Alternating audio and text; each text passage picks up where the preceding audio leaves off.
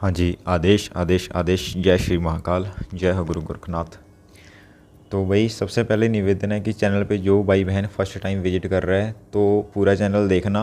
बीज मंत्र नवग्रहों के अलग से प्लेलिस्ट बनी हुई है और नव दुर्गा की पूजा विधान अलग से है और एस्ट्रोलॉजी की प्लेलिस्ट अलग से बनी हुई है। तो ये चैनल चेक कर लेना।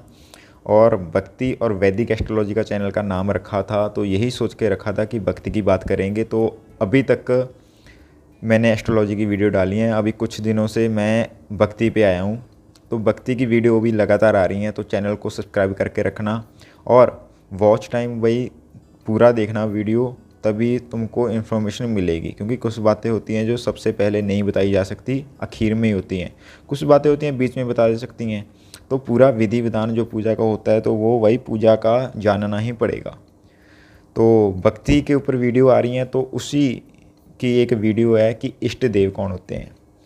वैसे तो इष्ट देव के ऊपर मेरी जो एस्ट्रोलॉजी की वीडियोस हैं उसमें इष्ट देव का जिक्र मैंने किया हुआ है, लेकिन अगर भक्ति की सीधी बात करें तो इष्ट देव आपके वो देव होते हैं जिसके प्रति आपके दिल में बाय बर्थ बचपन से ही आपके दिल में एक श्रद्धा होती है और वो कन्फर्मेशन कि वो देवता आपको शुभ रिजल्ट देगा या अशुभ रिजल्ट देगा, उसकी भक्ति अगर करोगे तो तुम्हारा अच्छा होगा या वो तुम्हारा बुरा होगा।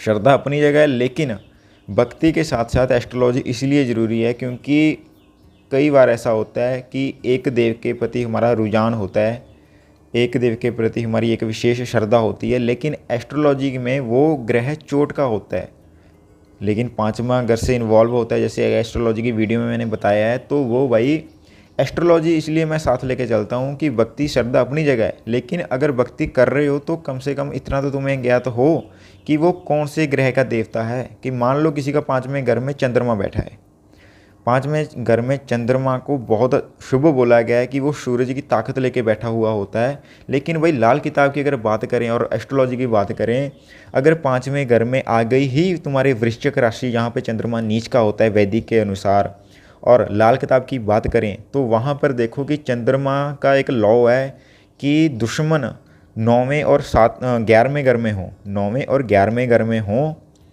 तो वो अच्छे रिजल्ट देते हैं। लेकिन अगर 9वें में तुम चंद्र का कोई दोस्त बैठा है तो वो वही यम बिजली का होता है, मतलब कि एक नुकसान का ग्रह होता है। तो ऐसे में वो बृहस्पति बैठा हो, मंगल बैठा हो, सूरज बैठा हो तो वो वही दिक्कत होंगे। चंद्रमा 5 हो, बृहस्पति मंगल सूरज अगर 9 में हो तो ये दिक्कत करने वाले हैं। वहाँ पे बुध हो, शनि हो, शुक्र हो, वो अच्छा रिजल्ट देंगे।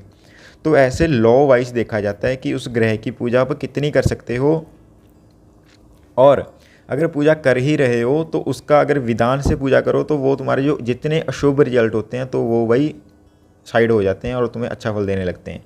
इसीलिए एस्ट्रोलॉजी भी ज़रूरी है। मैं बार बार हर वीडियो में बोलता हूँ कि ज्योतिष चक्षु हैं वेदों के, इसलिए ज्योतिष को इतना लाइटली मत लो। ज्योतिष बहुत बड़ा विज्ञान है, इतनी जल्दी समझ में किसी को आने वाला नहीं है।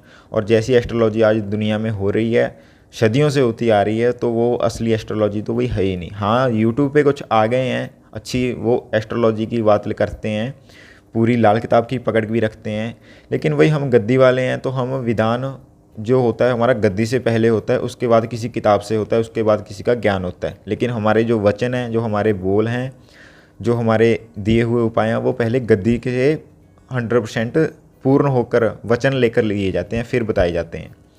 तो ऐसे में एस्ट्रोलॉजी ज़रूरी है, इसलिए भक्ति और वैदिक एस्ट्रोलॉजी मैंने चैनल का नाम रखा है। तो इष्ट देव देखो, पहले मैंने तुम्हें बता ही दिया वीडियो में कि जिस देव के प्रति तुम्हारा विशेष रुझान हो वो तुम्हारा इष्ट देव होगा। कुंडली के अनुसार देखें, जो सबसे अच्छा ग्रह होगा, तुम्हारे मदद करने वाला होगा, उस ग्रह का देवता तुम्हारा इष्ट होगा। उस ग्रह की पूजा करोगे, उस ग्रह के देव की पूजा करोगे तो भाई ऐसा हो ही नहीं सकता कि ज़िंदगी में तुम्हारे कोई दुख रह जाए। अगर रहेगा भी तो वो भाई उनकी कृपा से तुम्हें टाइम टू टाइम सोल्यूशन मिलते जाएंगे। ठीक है, तो इष्ट देव किसी भी हर जातक के होती हैं, वो कुंडली से पता किए जा सकते हैं, या इंसान का विशेष रुझान हो तब वही कुंडली की ताकत से वो पता चल सकता है। लेकिन इसके साथ साथ यही आता है कि भाई मैं कर तो पूजा रहा हूँ भोलेनाथ की, और मेरी कुंडली में जन्म कुंडली में चंद्रदेव अशुभ हैं, तो वो ऐसे में वही तुम्हें शिव शंकर की पूजा विशेष फल नहीं देगी। ठीक है, वो देवों के देव हैं, उनसे ऊपर तो है ही कुछ नहीं, संसार उन्हीं से चला है, उन्हीं में विलीन हो जाना है। तो ब्रह्मा विष्णु महेश जो हिंदू धर्म में आता है, लेकिन हम कट्टर हिंदू नहीं है भाई, लेकिन जो ब्रह्मा विष्णु महेश हैं वो त्रिदेव हैं, तो वो शक्ति अपार है भाई, आज शक्ति अपार है। किसी भी धर्म में हो तो शिव शंकर का तो उल्लेख आता ही आता है। महादेव से बड़ा तो उस जहान में अभी तक वही मुझे तो मिला नहीं, किसी को मिला हो तो वो अच्छा है उसके लिए।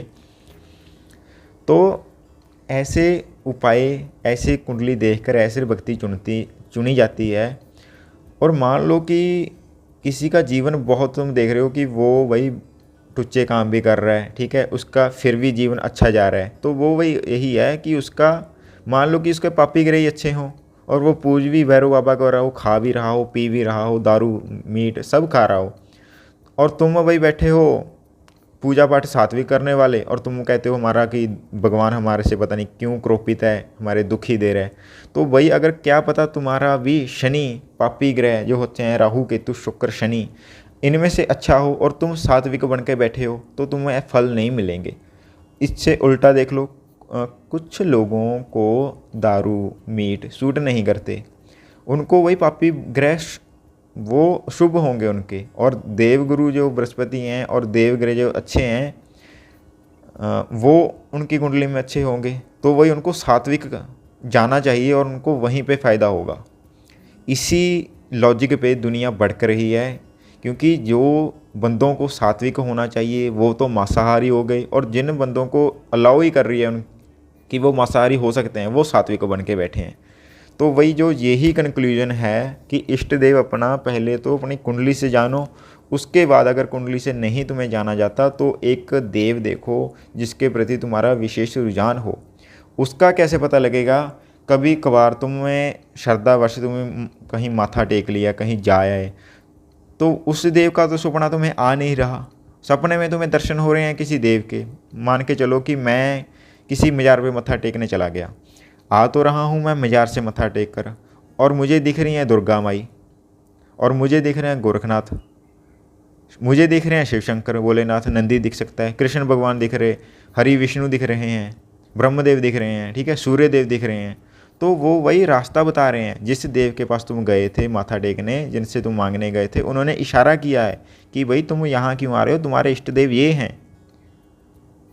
सपनों के माध्यम से जो देव तुम्हें दिखता है, जो देव तुम आदेश करता है, और जो देव जो पूजा भक्ति नहीं भी करते, उनको भी 2 महीने 6 महीने साल में एक बार तो इष्ट देव उनके पास आता है, उसके दुख सुख को पूछता है, उसको संकेत देता है कि देख तेरा इष्ट देव मैं हूँ। और इष्ट देव का अगर किसी को कुछ नहीं पता वो कांटेक्ट कर सकता है। मंत्र भी मेरे पास हैं, इष्ट देव के मंत्र हैं। तो इष्ट देव जो भी होंगे तुम्हारे, कुंडली छोड़ो, भक्ति छोड़ो, कुछ भी करने की ज़रूरत नहीं है, लेकिन वो मंत्र जपना पड़ेगा। उस मंत्र के बाद इष्ट देव तुम्हारे जो भी देवता होंगे, देवी हो देवता हो, वो अपने आप तुम्हारे समक्ष आके खड़े हो जाएंगे, अपने आप तुम्हें संकेत देंगे। उसके बाद हर उनका जो वार आता है, ऐसे हनुमान जी आ गए, उस मंत्र से बाद हनुमान जी तुम्हारे सपने में आ गए, तो हर एक मंगलवार हनुमान जी की पूजा करो, तुम भवसागर से पार हो भाई। ये इष्ट देव की पावर है और ये इनकी पूजा विधान है। तो ऐसे पूजा करो, कभी चोट नहीं पड़ेगी। आदेश आदेश, जय श्री महाकाल। डिस्क्रिप्शन चेक कर लेना, वहाँ पर मेरा कॉन्टैक्ट नंबर है। सारी सर्विस पेड है, लेकिन इतना भी नहीं है कि तुमको लूटा जाएगा यहाँ पर, ठीक है।